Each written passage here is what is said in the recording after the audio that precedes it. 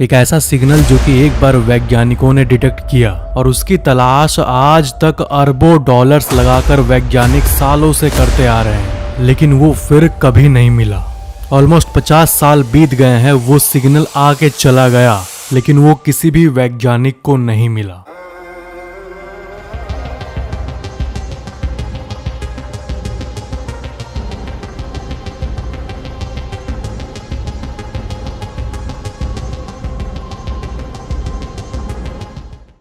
क्या हम इस ब्रह्मांड में अकेले हैं? ये विश्व के सबसे हार्डेस्ट क्वेश्चन में से एक है। अगर हम अभी की बात करें, आज की बात करें, तो आज भी कोई नहीं जानता कि हमारा धरती अपने तरह का एक सिंगुलर प्लैनेट है या फिर इसके तरह कोई और भी प्लैनेट मौजूद है। हमारे यूनिवर्स को अगर आप जूम आउट करके देखोगे तो आपको इतने सारे अलग अलग प्लैनेट्स दिखेंगे कि आपको ऐसा लगेगा कि अगर हम मैथमेटिकल प्रोबेबिलिटी की भी बात करें तो कोई ना कोई ग्रह में कहीं ना कहीं एलियंस जरूर होंगे।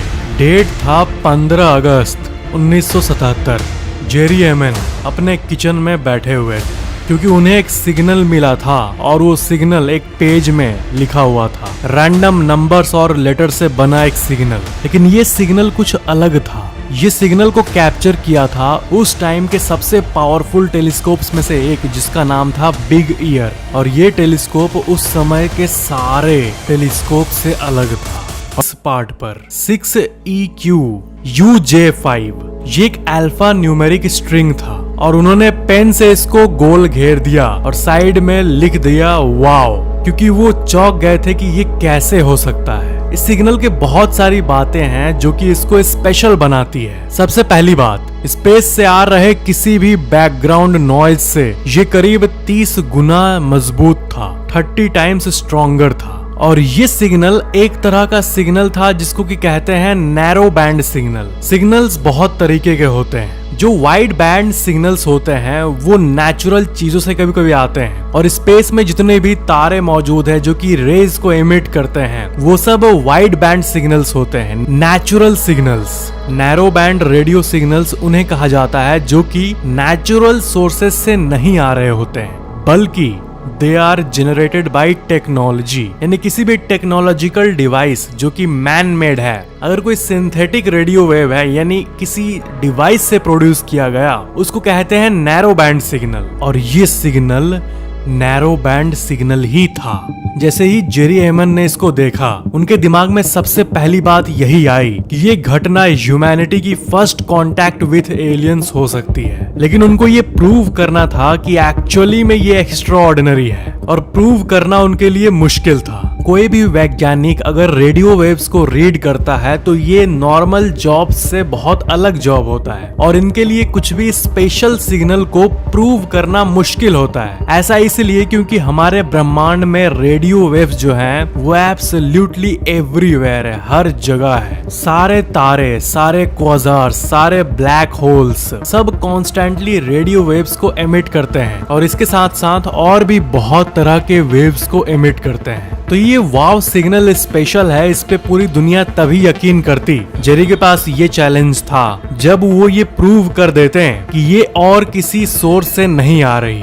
ऐसे तो बहुत सारे कैलकुलेशंस इन्वॉल्व्ड है उसमें, लेकिन मैं आपको सिंपल भाषा में बता रहा हूँ कि अगर हमारे ब्रह्मांड से आया हुआ कोई भी सिग्नल का इंटेंसिटी 1 होता है, नेचुरल सिग्नल का इंटेंसिटी, तो वो 1, 2, 3 इसी रेंज में रहता है। लेकिन ये 30 तक का सिग्नल था, इसकी पावर 30 तक गई थी। इसका मतलब ये वाव सिग्नल बहुत ज्यादा स्ट्रॉन्ग था और इसके नेचुरल होने के चांसेस 1% से भी कम था। और दूसरी बात, ये quasars, black hole stars narrow band का सिग्नल रिलीज कर रहे हैं, ये आज तक विज्ञान ने पाया नहीं है। वो वाइड बैंड का सिग्नल रिलीज करते हैं। नैरो बैंड ये डिपिक्ट करता है कि कोई ना कोई ऐसी एंटिटी है जो बहुत दूर है, और वो ये सिंथेटिक सिग्नल को प्रोड्यूस कर यूनिवर्स के दूसरे साइड को कांटेक्ट करना चाहते थे। और एक पॉइंट, और ये भी बहुत इंपॉर्टेंट पॉइंट है, कि अगर किसी क्वासार या फिर ब्लैक होल या फिर किसी तारे से सिग्नल आ रही है तो वो कॉन्स्टेंटली आते रहती है, क्योंकि तारा वो अपने जगह पर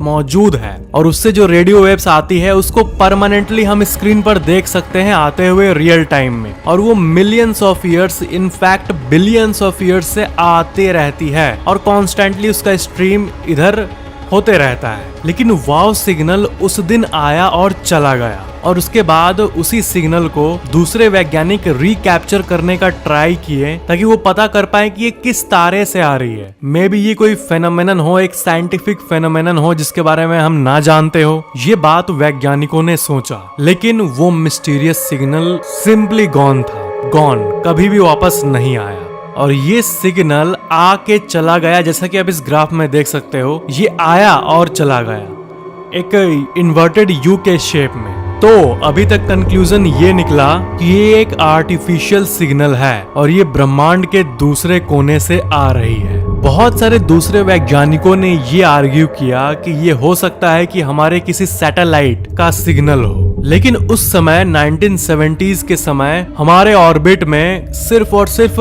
250 से 300 ही सैटेलाइट थे उस टाइम के टेक्नोलॉजी के हिसाब से। अभी के समय में, आज के समय की बात करें तो करीब 8000 सैटेलाइट्स रियल टाइम में धरती के चारों तरफ घूम रहे हैं। वाव सिग्नल के फ्रीक्वेंसी की बात करें तो वो 1420 MHz यानी मेगाहर्ट्ज पर आ रही थी। और जो सिग्नल्स इस फ्रीक्वेंसी पर होते हैं, ये फ्रीक्वेंसी की सिग्नल एक ऐसी सिग्नल है जो कि एक ऐसी सभ्यता ही बना सकती है जो काफी यंग हो, यानी ब्रह्मांड में मौजूद कोई भी यंग सिविलाइजेशन जो कि रेडियो सिग्नल के टेक्नोलॉजी के प्रथम पड़ाव पर है, वही इस सिग्नल को क्रिएट कर सकती है। इस सिग्नल को हाइड्रोजन लाइन भी कहा जाता है, क्योंकि hydrogen atoms naturally radio waves इसी फ्रीक्वेंसी पर निकालते हैं। मतलब सिंपली स्पीकिंग एक लाइन में समरी ये है कि कोई भी सभ्यता जब नई नई टेक्नोलॉजी बनाना शुरू करेगी तो यही फ्रीक्वेंसी है जो कि वो सबसे पहले इस्तेमाल करना शुरू करेगी, क्योंकि ये फ्रीक्वेंसी और हमारे नेचर का एक कनेक्शन है।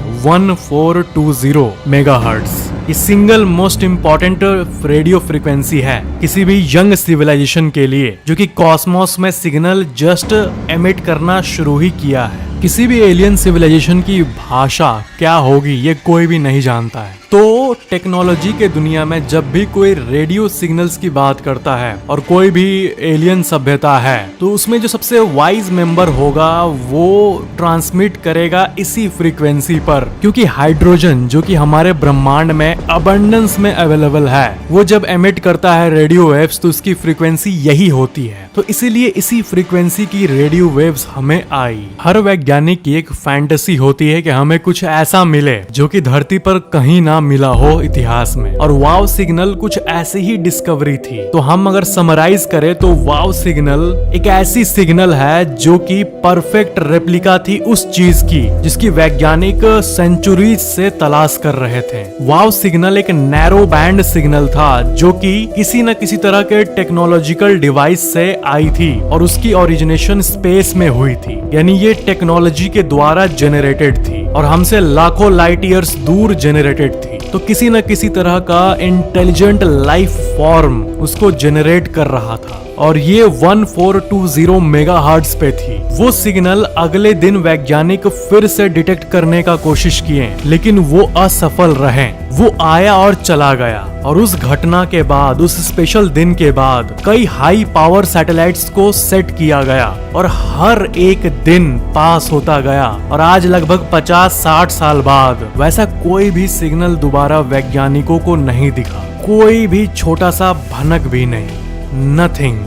अगर वो दोबारा आता तो वैज्ञानिक उसको और अच्छे से रीड कर पाते और उसके सोर्स को कंफर्म कर पाते, लेकिन अनफॉर्चुनेटली 50 साल बाद भी ये नहीं हो पाया। इसके बारे में एनफ डेटा भी नहीं है हमारे पास। फिर साल 2017 से 20 तक कई वैज्ञानिक इस सिग्नल को रीड करने का ट्राई किए, और बिग ईयर जो कि उस समय का सबसे स्ट्रॉन्ग टेलीस्कोप था, उसके कंपैरिजन में अभी हमारे पास जो टेलीस्कोप्स हैं वो बहुत ही ज्यादा स्ट्रॉन्ग हैं, उनसे करीब 1000 गुना ज्यादा स्ट्रॉन्ग टेलीस्कोप्स। लेकिन इतने स्ट्रॉन्ग टेलीस्कोप्स होने के बाद भी वैसा सिग्नल आज तक नहीं मिला। जब टेक्नोलॉजी नहीं थी तो वो प्रीसियस सिग्नल हमें मिला, अब टेक्नोलॉजी है तो वैसे सिग्नल को हम फिर से एक्सपेक्ट कर रहे हैं, लेकिन वैसा कोई भी सिग्नल नहीं मिला। एक कॉन्स्टेलेशन है सैजिटेरियस।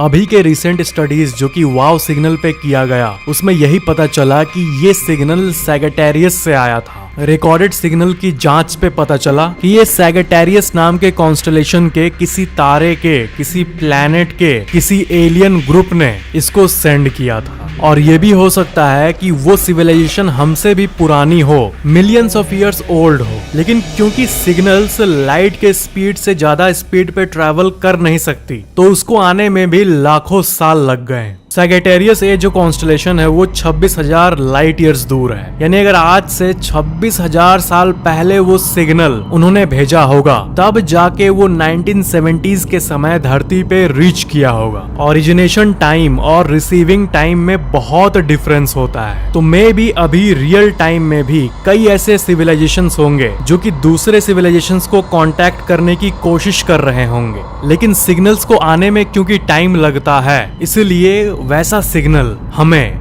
फ्यूचर में कभी न कभी फिर से जरूर रिसीव होगा, और इसी का इंतजार वैज्ञानिकों को है। लेकिन वाव सिग्नल से ये कंफर्म जरूर हो जाता है कि हमारे इस अनंत ब्रह्मांड में लाइफ, यानी ये जो लाइफ है, यानी इंसान का दिमाग, इंसान के रैंडम काम, जो एक नॉन लिविंग से लिविंग थिंग की बात आती है, तो ये लिविंग सिर्फ हमारे धरती पर ही नहीं है, बल्कि दूर मौजूद बहुत सारे प्लैनेट्स पर मौजूद है। भले ही उनका शेप अलग होगा, हाथ पैर वगैरह सब अलग होंगे, लेकिन ग्रेविटी क्योंकि यूनिवर्स के हर जगह पर है, तो वो सतह पर रहते हैं, ये तो कंफर्म्ड है। और बॉडी का जो शेप होता है किसी भी लाइफ फॉर्म का, वो कहीं ना कहीं ग्रेविटी से भी इफेक्ट होता है। इंसान का 2 हाथ है, 2 पैर है, ये हमारे लिए तो नॉर्मल है क्योंकि हम बचपन से देखते आ रहे हैं। लेकिन अगर इसी को हम साइंटिफिक और टेक्निकल एंगल से देखें, तो क्योंकि ग्रेविटी एग्जिस्ट करती है, इसलिए हमारे बॉडी का शेप ऐसा है। तो मे बी एलियंस के मल्टीपल हाथ होंगे, मल्टीपल पैर होंगे, या फिर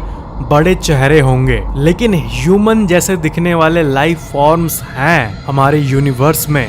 ये 99.9999999999% कंफर्म्ड है। भले ये जो 0.00001% है, ये मे भी हो सकता है, लेकिन प्रोबेबिलिटी, स्टैटिस्टिक्स और मैथमेटिक्स की माने तो हाँ, एलियंस मौजूद है।